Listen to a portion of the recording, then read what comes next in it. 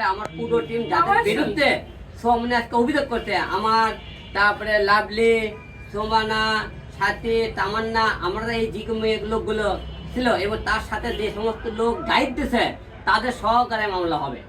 তাকে ওখানে দুটো দালাল স্বপন নামে একটা লোক গাইড দিছে, এর নামে মামলা হচ্ছে। আমারই চামসা আলামিন, আমার চামসা আলামিন, এর বিরুদ্ধে ওরা এর বিরুদ্ধে মামলা হবে।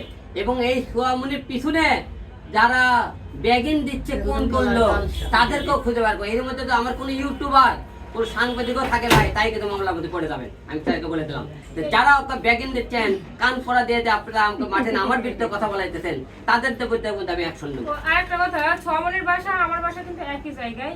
আমার বাসা সাতক্ষীরা, তার বাসা খুলনা। মানে খুব একটা বেশি না, মানে 1 ঘন্টার হয়তো রাস্তা হবে। আমি তার সম্পর্কে কিন্তু অনেক কিছু জানি, কিন্তু আমি বলি না, কারণ আমি কারণ নিয়ে কথা বলা এটা আমি পছন্দ করি না। বদনাম বলেন বা বলেন, এগুলো আমার দ্বারা সম্ভব না, কিন্তু আজকে বলতে হচ্ছে। সে কিন্তু